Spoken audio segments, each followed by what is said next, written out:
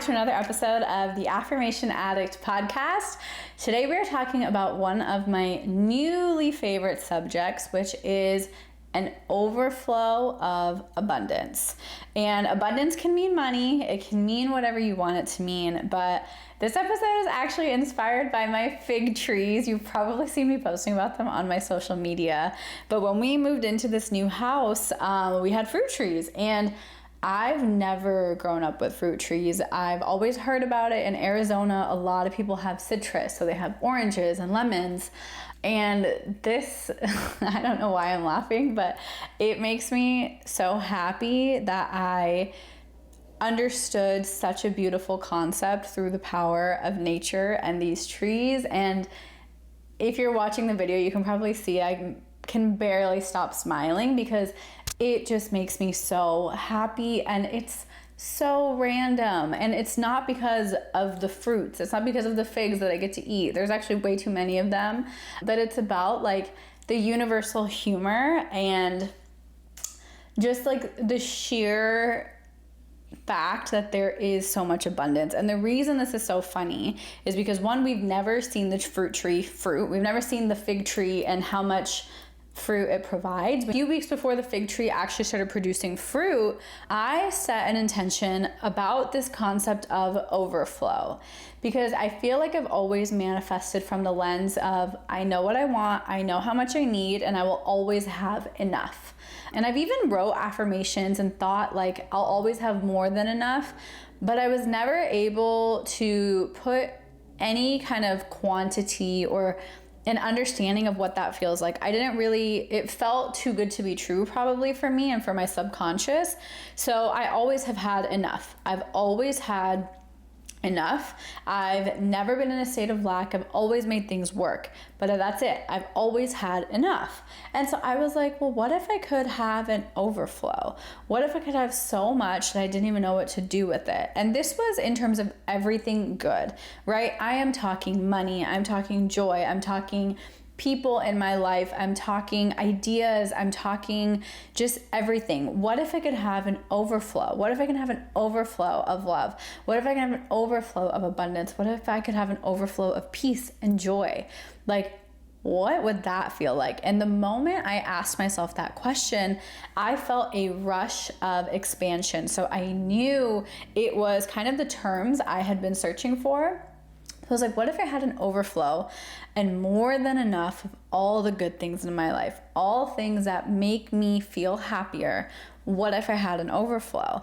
And with that, the overflow started coming. And I wrote an affirmation. I think I wrote that. It is safe for me to have an overflow of all good things in my life, probably something along that line. And just a few weeks later, I kind of set it and forget it. And I was like, okay, I'm ready for whatever comes. I was living my life. I was living manifestation as a lifestyle. So this thought was ruminating and kind of circulating in my mind, but I wasn't forcing or doing anything to actively receive more than enough. I was just kind of exploring and playing with that idea. And then a few weeks after doing this, I don't even know the exact timeline, but our fig tree started producing like edible ripe figs. And first batch, big basket. Second batch, big basket. Third batch, even bigger and bigger. Like literally so many pounds of figs from one tree that I didn't even know that was possible. Like I was in absolute shock, and I was like, oh my God, this is the overflow. This is my physical kind of memory and evidence that overflow is possible. And we literally had so many figs that we didn't know what to do with them. So we gave so many away. And I know I'm talking a lot about these figs, and this is a money episode, but I swear I will get there. I kind of forgot. But these figs, we had so much more than I could even process, than we could even make jam. Like I had way too many, and that felt powerful. Secondly, how this relates to money is the moment we received any, our first instinct was to give. Our first instinct was to share. And so this is where it starts tying into money. If you're having a calling that you want to manifest more money in your life, you want to experience more money energy in your life, I want you to think of money as an energy that is allowed to overflow in your life. It is allowed to come in a way that's more than enough. Because if you feel like you always have just enough to get by, maybe start asking yourself the question is, what if I had more money than I even know what to do with? What if I had more money than I even knew how to spend? What if I had more money that I couldn't help but share it? What if I had more than enough? What if I had an overflow of abundance? And asking yourself what that looks like and asking the universe to show you, what does overflow look like? What does more than enough look like in my life? Ask for that support. Let the universe show you, because I did, and it now is a feeling that I know, because we always say, right, feel the feeling. However, if you don't necessarily know what that feels like, it can be hard. So now my fig trees to me are a symbol of an overflow of abundance. It is the purest definition I can think of, and it brings me so much peace. It brings me so much knowing. It brings me so much assurance that that is possible. It is possible to have more than enough and allow more than enough money to come through, because it is possible for you. So with kind of that mindset shift is also reminding yourself that you don't have to settle. You don't have to only figure out how the money is coming in. We oftentimes have certain manifestations because we're trying to substitute for the how. We want this job because it's going to be a source of income. It's going to be a higher source of income. So we're sort of manifesting and trying to take over and control the how through our manifestations, which is actually kind of a cheating kind of way to do it. And it doesn't always work, to be frank.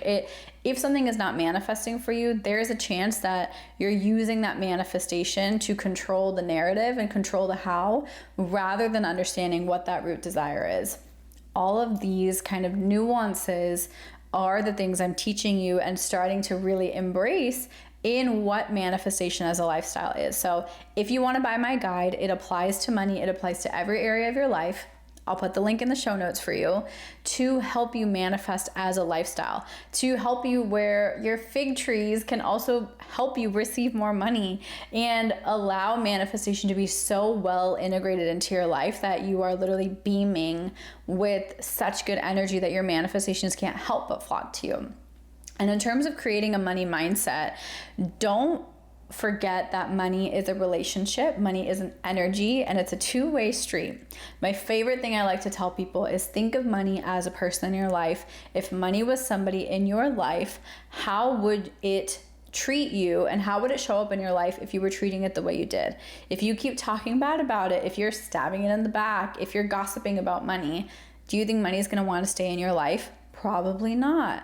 So treat money like a loving friend, someone that you care for, and really start to shift the way you interact with your money and shift the way that you are living that relationship, because it is an embodied relationship. And give yourself permission to work on your money mindset in a fun and playful way. Welcome that more than enough energy. What if you did have more money than you knew what to do with? Like, that is a really freeing idea, right? And ultimately that feeling we're probably chasing for is overflow and freedom. So instead of focusing on how am I going to get that money now, focus on those two feelings. How do you tap into overflow? How do you tap into freedom? Even if it has nothing to do with money, feeling those feelings or learning about those feelings and how they feel in your body is a form of helping you actually manifest them. So don't think that your manifestation and receiving money has to be solely focused around money. It can be other elements and areas of your life. For me, it was my fruit trees, and nature is a huge source of how I manifest money and how it helps me reframe my mind and my limiting beliefs. It helps me understand money in that way. And I know money energy is such a big topic, and a new concept I've been really playing with is, okay, we want to receive money, but then what? What happens after you get that money? Do you want to spend it? Do you want to save it?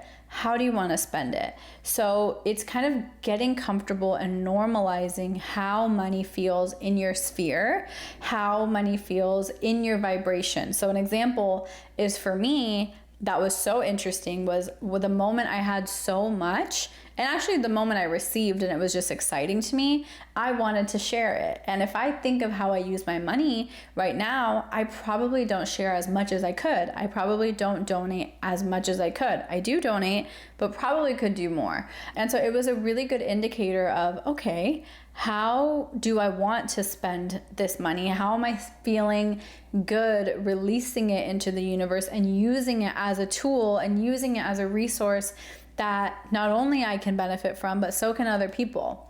And you probably can see this about me, but having more money isn't for me about buying a designer bag or designer shoes, because honestly, that's just not who I am. What I would do with a lot of money is maybe buy a farm and plant flowers and grow a flower farm.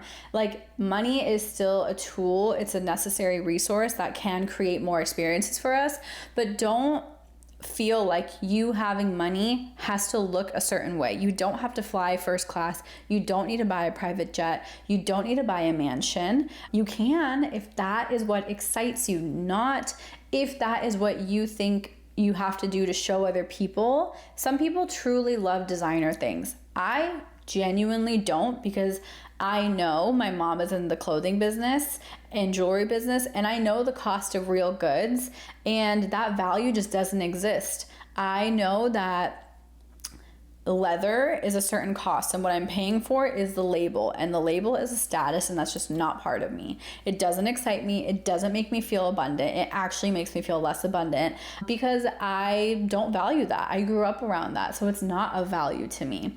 It doesn't make me feel better. It doesn't make me feel more higher class. However, if it does make you feel more higher class, question, is it so other people can see it, or would I still do it if nobody else was watching? So a really good journaling question is, how would I spend my money, right? How do I want to spend my money if I had all the money in the world? And then how would I spend my money if nobody could see what I spent it on or how I spent it on? If nobody knew, if everything was a secret, your trips, your first class tickets, if all of that was completely secret, nobody could see it, how would you spend your money? There's two very different approaches, and I find that a lot of my clients who want to manifest money, they want those kind of glam things because they believe that those glam things are the only way to experience and enjoy money. I love certain glam things. I love expensive meals. Like, we're big into tasting menus and Michelin star. We're big into travel. However, also, interestingly enough, I need to record a whole episode on this. Travel is now not my biggest priority. I thought it was. That was kind of the last thing I wanted to manifest, was traveling to all these places. I have the freedom of time. I have the resources, but the desire is just gone away. So it's really understanding and being okay with some of those things that you're chasing after aren't actually what you want. For me, what I was actually chasing for when I was traveling was inspiration. I wanted to feel creative from the inside out. I wanted to feel connected. I wanted to feel alive. And I thought I could only get that when I'm traveling. But I've created a home and an environment and a lifestyle where I feel alive in my day-to-day routine. I feel inspired in my day-to-day routine. So I don't seek that through travel. If I go travel now, I want to see different parts of the world and learn different cultures, but it's not my biggest priority. I don't feel like I'm missing out on life because I've created so much peace from the inside out that even traveling, which I'm shocked to say this because travel has always been such a big part of my life, but even traveling cannot fill a void. Traveling is just normal now. It doesn't kind of give me something external. It is just another experience. And we think that we have all these desires because we think they're going to make us feel a certain way. And ultimately, no one can teach you that lesson except for yourself. But there is such a high probability that at least one of your desires isn't actually your own or isn't actually for you. It's for everybody else. It's to show everybody else, or it's because you've seen it work for other people and it's actually not in alignment with you. I know many of my desires were like that. My dream job, which still manifested. So for a while, I wanted to be a consultant because of the lifestyle. I could travel for free. I could go to fancy dinners. All of those things I've just been talking about, it was a definition of abundance for me. I manifested it and I absolutely hated it. So and I feel like I was needed to have that lesson. So you will be taught and experiencing the lessons you need to learn if you're willing to learn them. But through my own examples and through these kind of random tangents I'm going on, I hope you can start to self-reflect and say, okay, we all want money, right? That's fine. That is a natural resource. We need it for survival. But why do you want the money? Why do you feel like you don't have enough now? What's going to change? And how much of that has to do with the world around you versus your internal world? What's going to change about your internal world when you manifest more money? And what's going to change about your external world? The internal stuff, the cool thing is you can do that now. Your internal world is self-created every moment. We just don't think that. We are used to looking at our outer world as validation for what our inner world is, but it's actually the opposite. Your inner world is up to you, and through your inner world, you create your outer world. So give yourself permission to look at money in that way. Look at money as an internal game, not the material game, not what can you purchase, what home can you buy, how much you can give to charity even, none of that. Look at money as how is it on the inside and what does it mean about me and what do I want it to change and how can I create that now? That is how you can start to create an excess and an overflow of money. I believe we're all worthy of it. I think there's more than enough for every single person to have more than enough money. And so give yourself permission to play with that and explore that. It's something that has really shifted for me in the past few weeks and months as I kind of started asking for that clarity. So I invite you to ask for that clarity and start to make those shifts and observe and be open to money being a little bit different than you thought it was. So I hope this episode was helpful. Also, at the end of the week, I will be having a Affirm It Express episode with my favorite money affirmations. So if money is a big topic in your life, make sure you tune in on Friday. They're under 5 minutes. And I will see you on Friday and we'll do some money affirmations together. So thank you for being here and I will see you on Friday. Bye. I love you.